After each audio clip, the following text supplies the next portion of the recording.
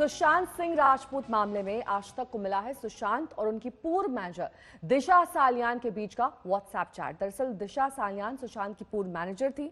सुशांत की संदिग्ध मौत से कुछ दिन पहले दिशा सालियान की रहस्यमय तरीके से मौत हो गई। व्हाट्सएप चैट इसी साल अप्रैल का है, यानी इस बात का सबूत कि दोनों के बीच अप्रैल तक बात हो रही थी।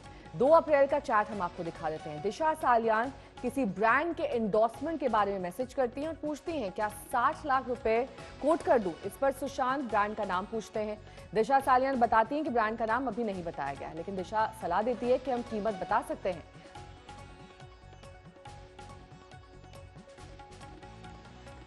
ब्रांड का नाम नहीं बताया गया है, कीमत हम बता सकते हैं और कह सकते हैं कि बाकी ब्रांड्स के नाम पर निर्भर करेगा। तो सुशांत सिंह का इस पर जवाब होता है, हाँ जरूर मुझे बताना। 7 अप्रैल को दिशा मैसेज करके कहती हैं कि पबजी एक डिजिटल कैंपेन चला रहा है जिसमें वो लोगों को घर में सुरक्षित रहने और पबजी खेलने की सलाह दे रहा है। क्या सुशांत की इसमें दिलचस्पी है, ये सवाल उनसे पूछा जाता है। अगर वो हाँ कहें तो वीडियो के लिए स्क्रिप्ट मांग ली जाएगी। इस पर सुशांत जवाब में हाँ कहते हैं।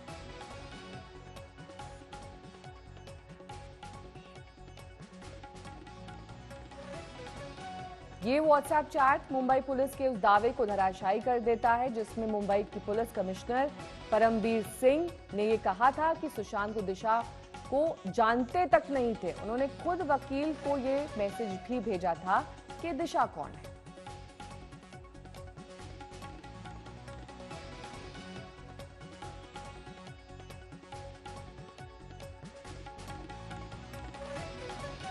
दिशा सालियान सुशांत की एक्स मैनेजर और मैनेजर के साथ सुशांत की चैट जिसमें वो अपने ब्रांड एंडोर्समेंट्स के बारे में बात कर रहे हैं। खासतौर पर पबजी का यहाँ पर दिशा जिक्र कर रही हैं और पूछ रहे हैं कि सुशांत क्या इस तरह के कैंपेन में काम करना चाहेंगे। ये तमाम डिटेल्स इस व्हाट्सएप चैट में मौजूद है जो दर्शाती है कि दोनों के बीच में अप्रैल तक संपर्क था।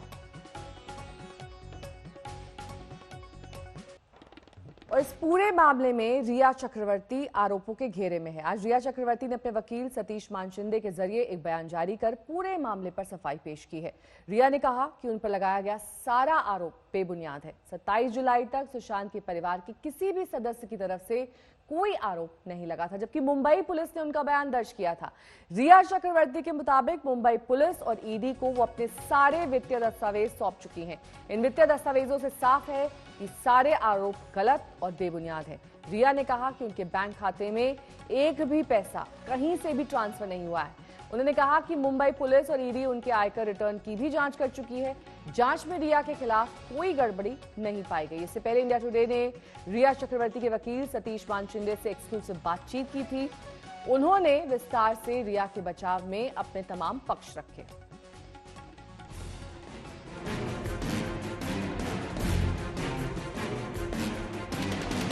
We deserve to know the truth. We deserve justice for Sushant.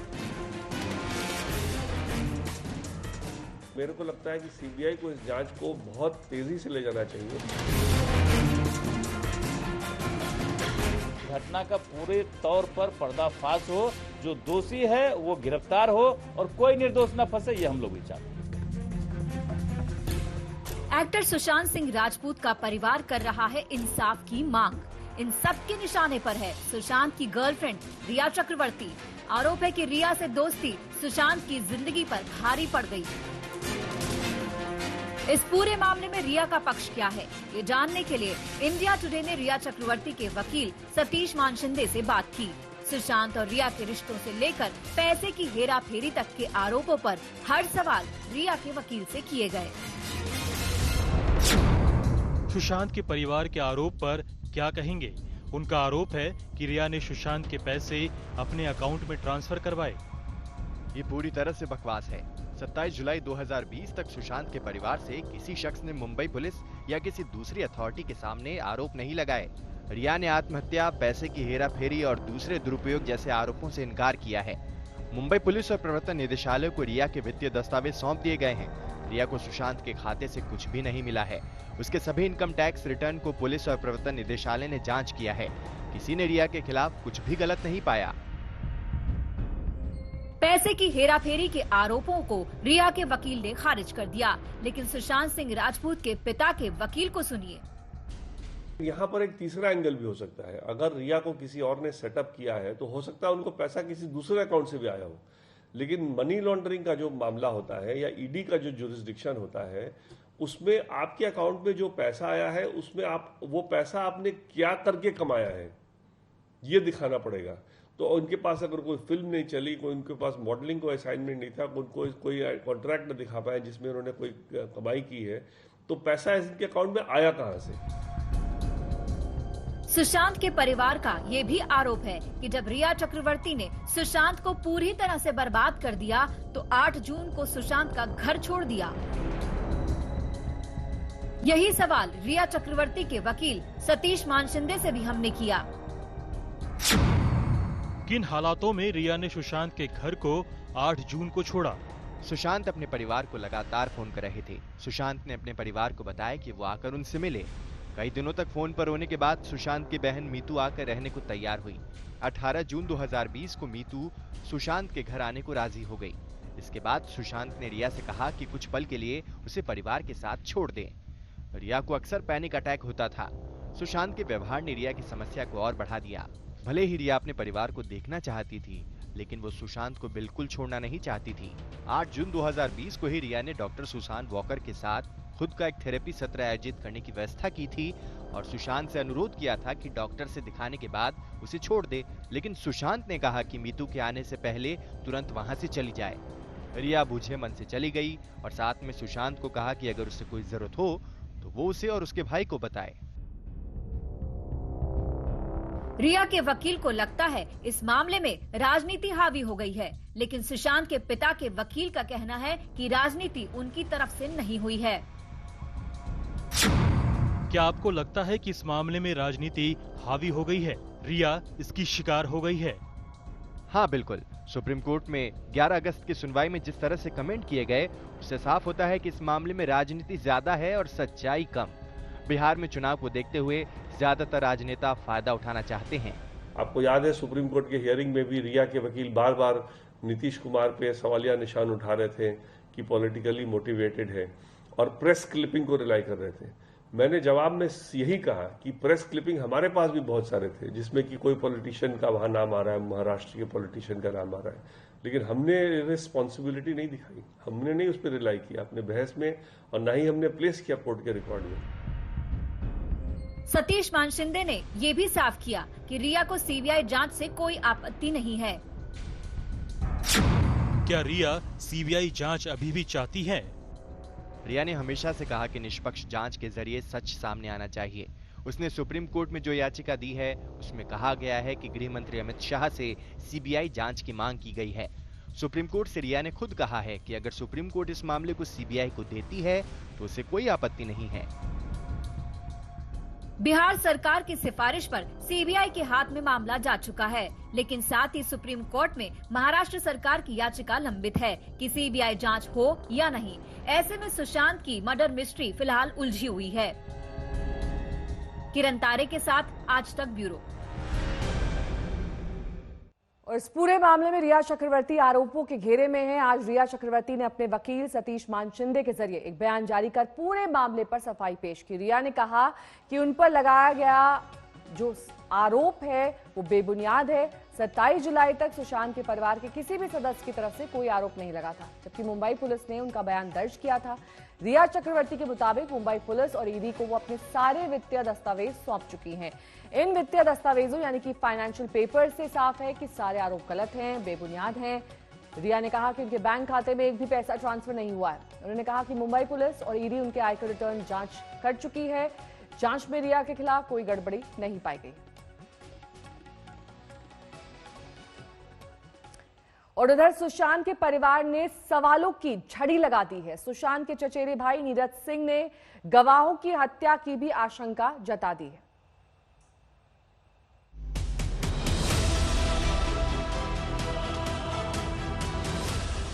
Sushant case में गवाहों को किससे है खतरा?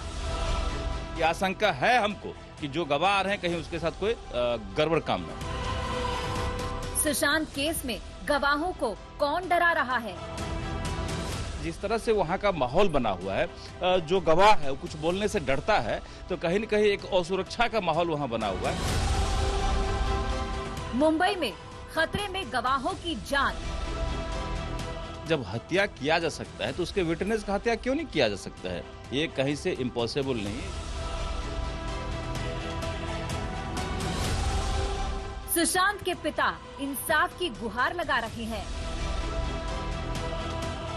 25 फरवरी को मैंने बांदा पुलिस को आगाह किया था कि मेरे बेटे सुशांत की जान को खतरा है, परंतु उन्होंने कुछ नहीं किया। सुशांत की बहन कह रही है, भाई को इंसाफ दो। तहे दिल से आप सबसे रिक्वेस्ट है कि हम एकजुट होकर सीबीआई इंक्वायरी की मांग करें, क्योंकि हमें सच जानने का हक है। इस बीच सुशांत के चचेरे भाई और बिहार में विधायक नीरज सिंह ने एक बड़ी आशंका जताकर केस में नया ट्विस्ट डाल दिया। नीरज सिंह का कहना है कि सुशांत केस में मुंबई में गवाहों की हत्या हो सकती है। मुंबई में जिस तरह से चीजें सामने आ रही है, जिस तरह से हत्याएं हो रही है और उसे आत्महत्या करार दिया जा रहा है, तो मुझे लगता है कि जब हत्या किया जा सकता है तो उसके विटनेस का हत्या क्यों नहीं किया जा सकता है? ये कहीं से इम्पॉसिबल नहीं है, ये पॉसिबल है। मुंबई में जो कुछ हो रहा है, जो हत्याएं माने हत्या हो जाती है, बॉडी को नग्न फेंक दिया जाता है और उसको आत्महत्या करार दिया जाता है, तो ये तो डेंजरस बात है। हम लोग चाहते हैं कि जो भी लोग सामने आ रहे हैं, जो भी कुछ बोलना चाह रहे हैं, उनको प्रोटेक्शन मिले, उन्हें सुरक्षा मिले और किसी भी तरह का कोई घटना नहीं घटे किसी भी गवाह के साथ, ये जरूर चाहते हैं। और ये आशंका है हमको कि जो गवाह आ रहे हैं कहीं उसके साथ कोई गड़बड़ काम ना हो।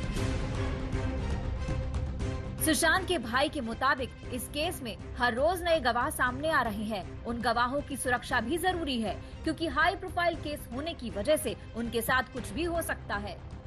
पर डे कुछ नए लोग सामने आ रहे हैं जिनको लगता है कि नहीं ये हत्या हुई है, और उनके जानकारी में अगर कुछ चीज़ें हैं तो वो कहीं न कहीं खोलना चाहता है, बताना चाहता है। उनको अंतरात्मा से आवाज़ अगर जग रही है तो ऐसे लोग को हम आह्वान भी करते हैं कि अगर कुछ है तो आप आए, बताएं। और सबसे बड़ी बात है कि जिस तरह से वहाँ का माहौल बना हुआ है, जो गवाह है वो कुछ बोलने से डरता है, तो कहीं न कहीं एक असुरक्षा का माहौल वहाँ बना हुआ है। तो हम चाहेंगे कि मुंबई पुलिस से हम आग्रह भी करते हैं कि जो इस तरह के विटनेस है उनको आप सुरक्षा देने का काम करें, और जो भी तथ्य है उनको छेड़छाड़ न करके उनको बचाने का काम करें। ये सबसे आवश्यक है, ताकि आने वाले दिन में सीबीआई को सुविधा पहुंच सके। सीबीआई अगर आती है जांच को तो उनको गवाह मिल सके, उनको सबूतें मिल सके। ऐसा न हो कि गवाह भी खत्म हो जाए और सबूत भी नष्ट हो जाए। तो ये चीजें को मुंबई पुलिस कम से कम सहेजे, जो गवाह है उनको सुरक्षा दे, ये हम लोग जरूर चाहते हैं। इस बीच सुशांत के भाई ने सवालों की पूरी बौछार कर दी है।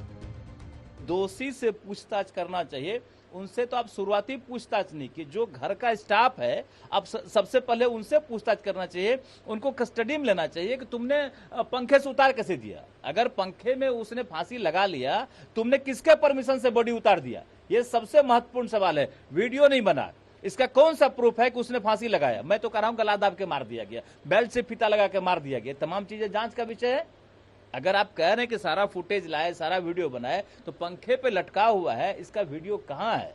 उस कमरे को सील करना चाहिए। कमरा तक सील नहीं किया गया। बाद में मैं फोटो देख रहा हूं, किसी चैनल पे देख रहा था कि उसको रंग पेंट कर दिया गया है। आखिर ऐसी कौन सी परिस्थिति बदल गई कि जिनको पूछना चाहिए आप उनसे पूछ नहीं रहे, आप हवाबाजी कर रहे हैं।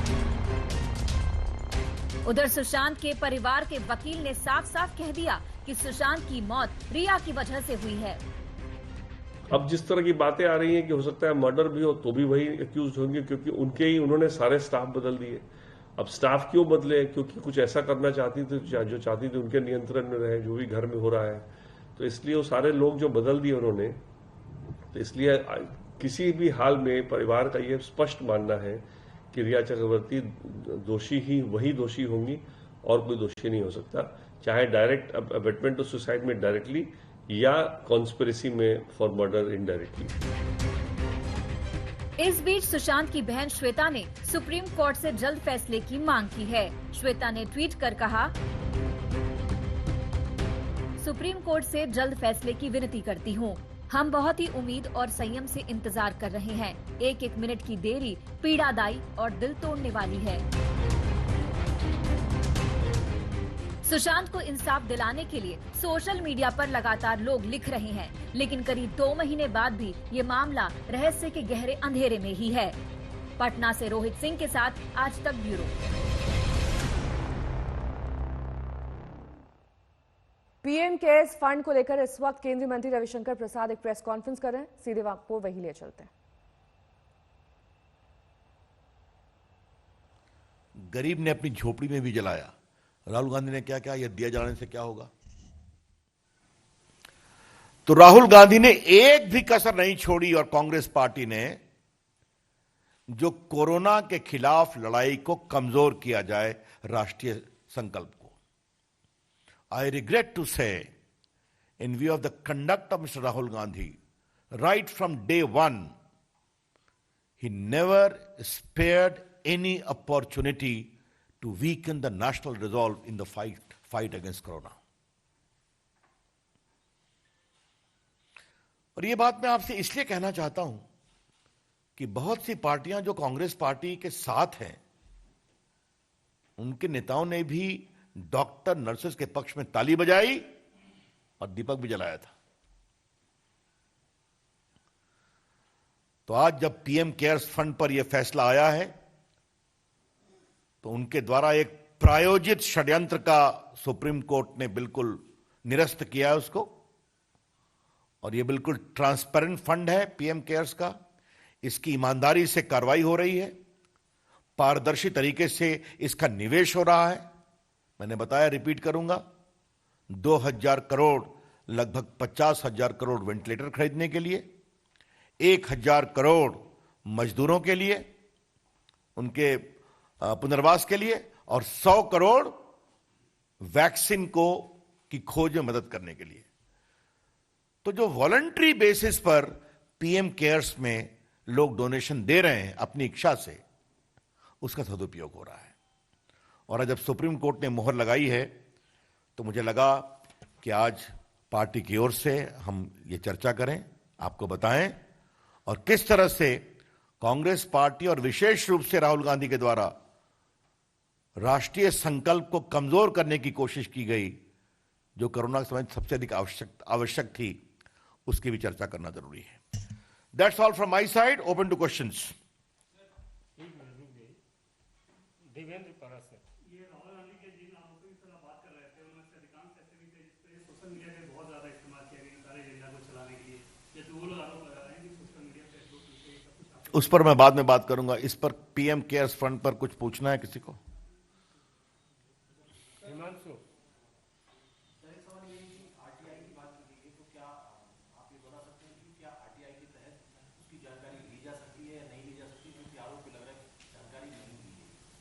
देखिए, मैं एक बात आपसे साफ साफ कहूंगा, इस देश में आजकल 2 प्रकार के लोग हैं।